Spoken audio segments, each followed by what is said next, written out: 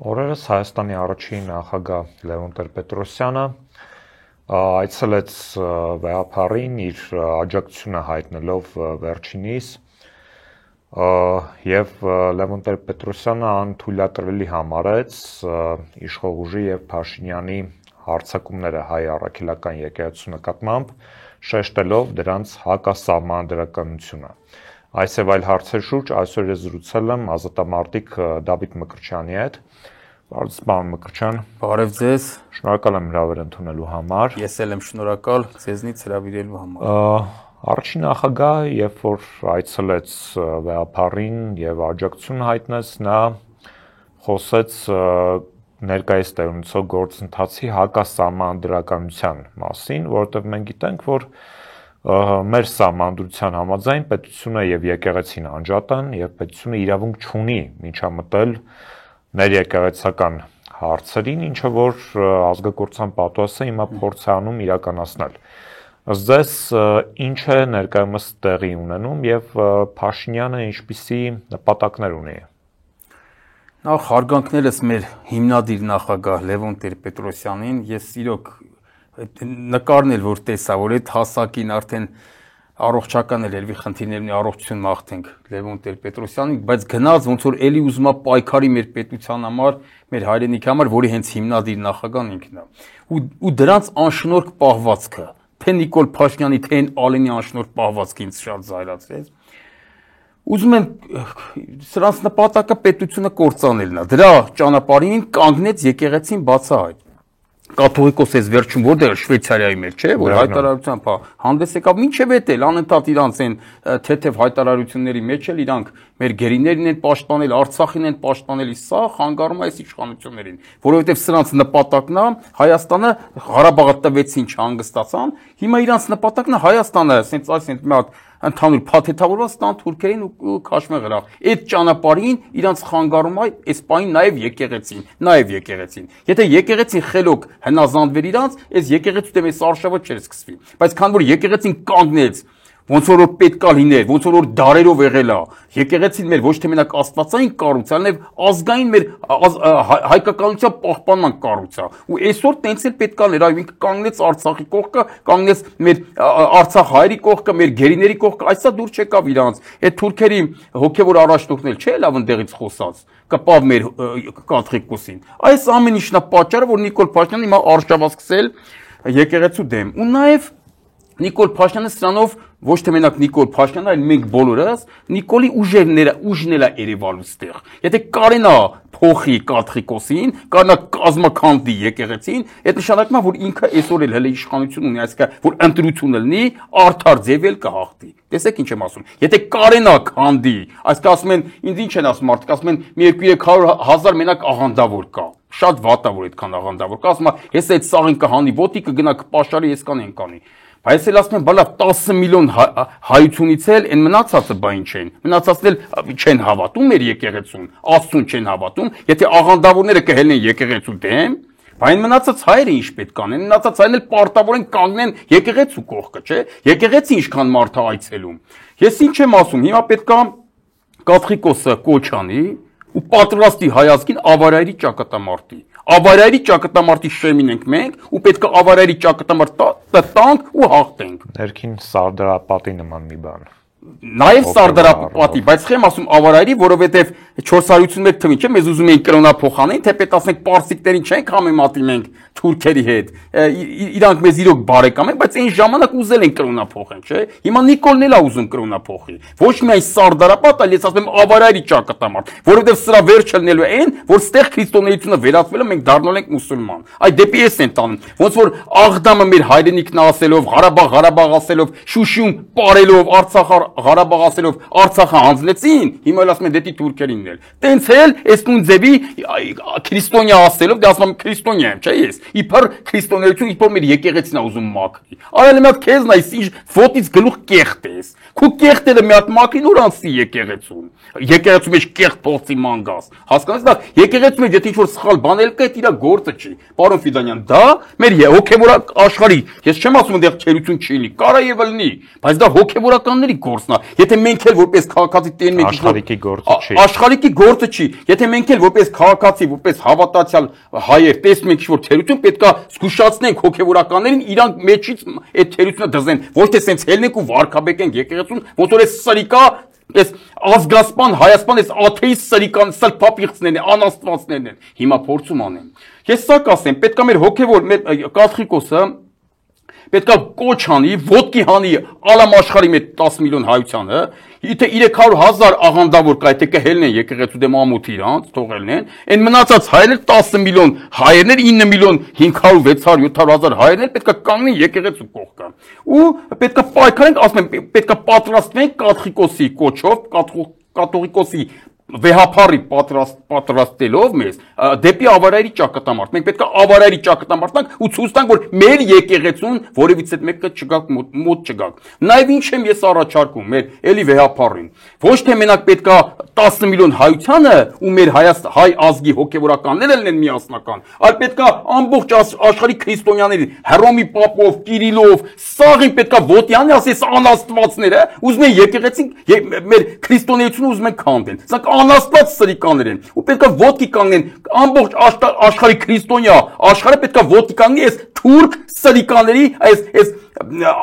անաստված աթեիստ սրիկաների դեմ ոսկի սանք աստուն չեն էլ հավատում աթեիստ են իրանց մեջ կան չէ աթեիստ սրիկաններ Նիկոլն էլ վստահ էլ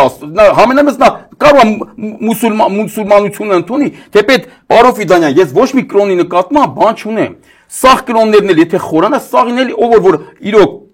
իր կրոնին մաքուր ձևի հավատման նա լավ մարդ է կապ չունի մուսուլմանա բուդդիզմա չգիտեմ ինչա ինչքան կրոններ կան բոլորին էլ եթե ուսումնասիրես սաղը հիմքն էլ նույնն է մարդկային հարաբերություններ իհարկե մարդկային դեպի Աստված ու մարդկային արդար բաներ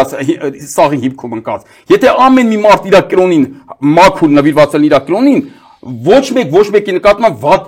չի տրամադրվի ու վատություն չի անի, որտեղ բոլոր կրոններն էլ լավն են, բայց այս սրիկան, այս սրիկա իշխանությունները, սրանք ուզում են քրիստոնեությունը վերացնեն, այսինքն ուզում են մեր ազգայինը վերացնեն, որի համար որ դա իրանց նպատակը մի խոսքով, որի դեմ պետքա կանգնենք մենք ու թույլ չտանք։ Ու սա պետքա կազմակերպի մեր վեհապարը։ Դուք ձեր խոսքում նշեցիք, որ Ադրբեջանի հոգևոր առաջնորդը ստեցան չմարսեց այն խոսքը, որը որ վեհապարը ունեցել էր Շվեյցարիայում,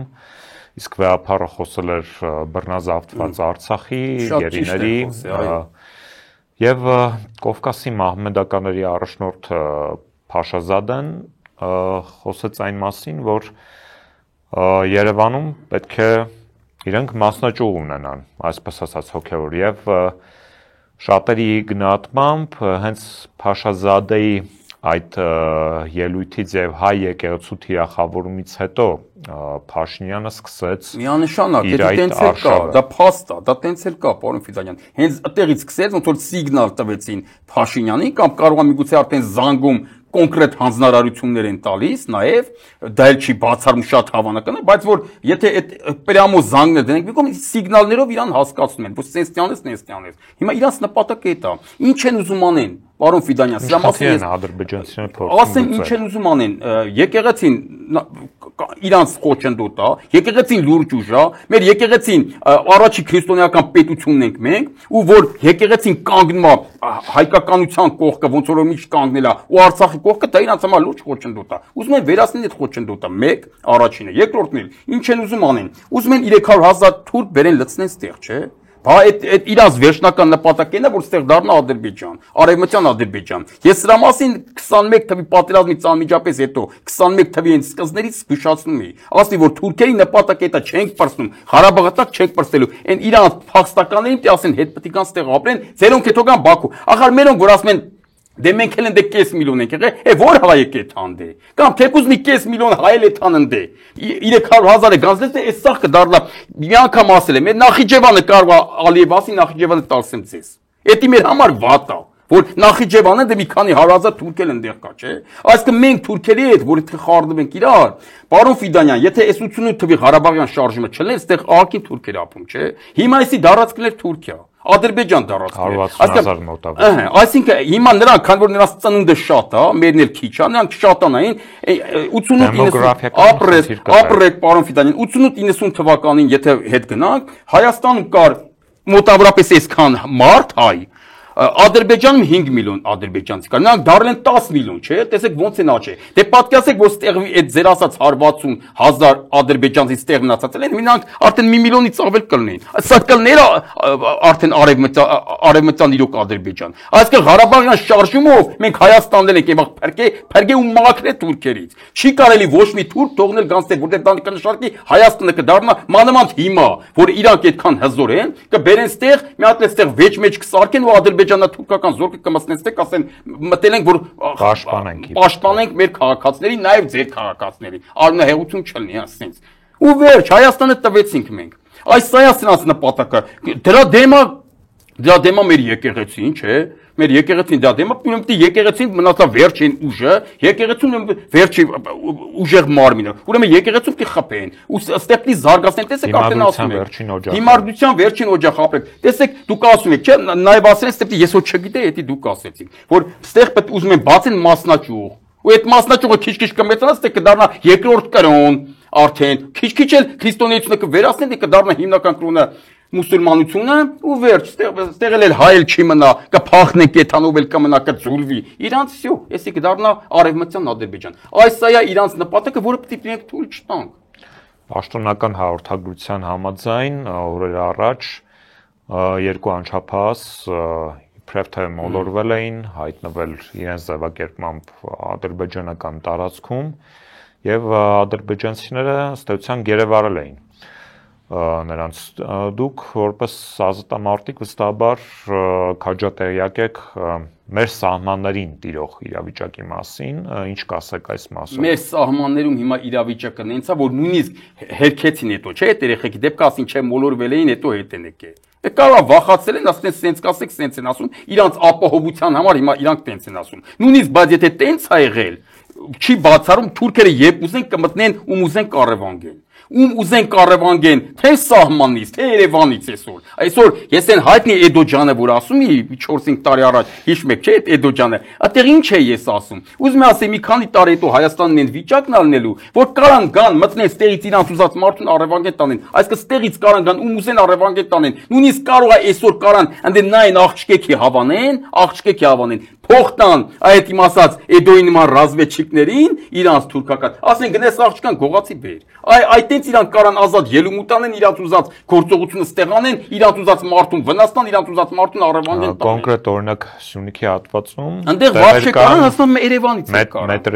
մետրերի հարց է։ Իհարկե, հանգիստ կարան մտնեն իրանց ուզած բան անեն, այդ երեխեքին երևի իրանց հենց անվտանգության համար, ասեն սենց կասեք, որ ված չլինի։ Երևի հենց դրա համար, բայց մենք խիպտի էս իրավիճակում հայտնվենք, պարոն Ֆիդանյան։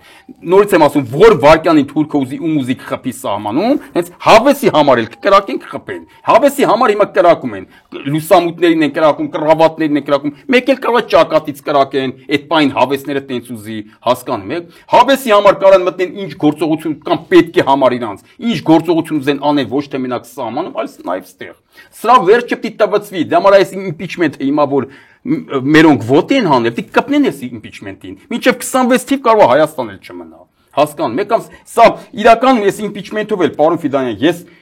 հիմա այս Սերժ Սարգսյանի այս շախմատային քայլից հետո, սա շախմատային քայլ էր Դավիթ Համբարձումյանի թեկնածությունը առաջադրել, իրոք շախմատային քայլ էր։ Ես ասում եմ, իմպիչմենտի հնարավորությունը, որ այն ժամանակ տալիս է 1% հավանականությունը, բայց ասում եմ փորձելը պետք է։ Դաժե 1% էլ չի տալ 0.1%։ 0.1% իմ կարծիքն եմ, ասում եկե հասնել հիմա 50-50-ի, որ ասեն հիմա իմ կարծիքն եմ ասում, կհաջողենք թե չէ, կասեմ 50-50, այս պայի դրությամբ։ Պատկասնեք որդից ուր բերեց, որտեղ Դավիթ Համբարձումյանը իրոք այն թեկնածուն է,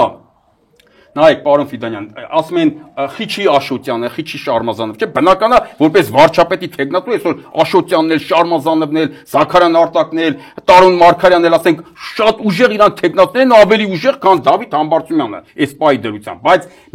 որպես իմպիչմենտի թեկնածու, Դավիթ Համբարձումյանը շատ լավ թեկնածու է, այն թեկնածուն է, որի շուրջ որ շատ հնարավոր է, որ համախմբվեն նաև այդ 20 պատգամավորը, չէ՞ մեզ պետք ԿՊ-ից, այդ 20 հոգին էլ կարող է փոխվեն գան։ Եթե Աշոտյանն էլ կամ Շարմազանը ոչ մի եթե բանի ճնշումն էլ շատ ուժեղ չլներ փողոցային ճնշումը, ոչ մի ԿՊ-ական ես կբացառայի, որ որևիցե մի հատ ԿՊ-ական կան միանան մեզ։ Բայց Դավիթ Համբարձումյանի պարագայում նույնիսկ առանց ուժեղ փողոցային շարժման էլ կարող է գան։ Կարող է փոխվեն ընդեղից գան, որտեղ ինքը ընդունելի է, էլի ասենք նաև որոշ ԿՊ-ականների համար էլ ընդունելի։ Օրինակ ես վստահ եմ, որոշ ԿՊ-ական դեպուտատներ հիմա որ լսել են Դավիթ Համբարձումյանն, ասենց մտածել են։ Այսինքն կարող է եւ գան։ Ինչ եմ ուզում ասել, դե խոթանք էս իմպիչմենտը, խոթանք, ամեն ինչ անենք, որ ստացվի, իշխանությունը փոխենք։ Պարոն Ֆիդանյան, որ sense բաները բացառեք, որ երեխեքին էլ չկարողանան գան կողանան տանեն։ Հասցեր վրա չի ասում, որ գալի այդ երեխեքը, որ այն օրը թեկուս հիմա իրանց վախից կարող է վախացել են, ասեն մի ասեք, որ դες կողացել են, որ հանգար չգան էլի մի վատ բան չանեն։ Նույնիսկ եթե չեն էլ եկել իրանց տարել, գողացել տարել թուրքերը, ամեն վարկեն կարան այդ նույն բանը անեն։ Կարան մտնեն իրանց ուզած բաներ անեն, բայց սա դեմը մենք չառնենք։ Ադրբեջանը վերջին 2 ամիսների ընթացքում շարունակաբար դուք ինչպես նշեցիք, կրակում էր այդ հատվածներում եւ ձեզ ինչի է փորձում հասնել ադրբեջանական կողմը հատկապես գիշերային ժամերին, երբ որ ամբողջ Հայաստանը վերցնելու, պարոն Ֆիդանյան, իրանց նպատակը է, ու իրանք քթել են ամենահեշտ ձևը, որը որ ես ել եմ ասում, կանխատեսում է 21 թվից, հունվարից, այն պատերազմից անմիջապես հետո, որ իրանք միանգամից ցոփ ամբողջ Հայաստանն են ուզելու, այդ փախստականներով ես թիվը են վաղ չգիտեի, իրանքը միացնեն 300,000 փախստականների վերադարձով։ Հիմա պիտի կրակեն ամեն ինչ տյանեն, պիտի ստիպեն, որ այս իրանց ստրուկը կատարի իրանց ուզածը։ Ստրուկին էլ կասեն դու կմնաս այդտեղ ղեկավար, հարց չկա։ Կամ կարողասկի հետ էլ խոստումն էլ չտան։ Ասեն սենսիան ես ու վերջ։ Սրան, որպեսի դրա դեմը առնենք, իսկ փոխվի իշխանությունը։ Իշխանությունը փոխվի ու գա այն տղեն կամ այն մարդով, որ կհենվի են հին գազան տղու վրա, սենց ասենք։ Օրերս երրորդ նախագահը իր ճեպազորությունում լրագրողների հետ խոսել էր նաև փողոցային պայքարի անհրաժեշտության մասին, այլ գործընթացների հետ զուգահեռ։ Ինչ կասեք այս մասով եւ ինչ կանխատեսումներ կարելի է անել փողոցում իրավիճակի թեժացման համատեքստում։ Ես կանգնած եմ նախագահի կողքը ու կանգնած եմ առաջերտին իր որոշման կողքը։ Ու կանգնած եմ նաև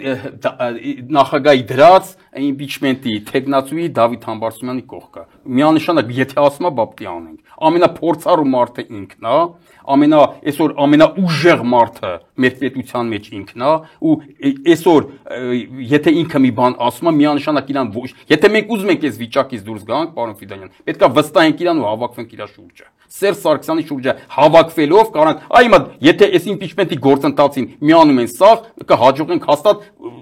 միանշանակ ձեզ ասում եմ հավատացեք կհաջողենք փողոցային պայքարն էլ կլինի ամեն ինչն էլ կլինի Վստահենք Սերժ Սարգսյանին ու ամեն ինչ լավ կլինի։ Գնանք իր հետևից, իր ասածների հետևից։ Շնորհակալ եմ հետաքրքիր զրույցի համար։ Իմ հյուրն էր ազատամարտիկ Դավիթ Մկրտչյանը, ձեզ հետ էր Դավիթ Ֆիդանյանը։ Բաժանորդագրվեք Anti-Fake YouTube-յան ալիքին, կհանդիպենք։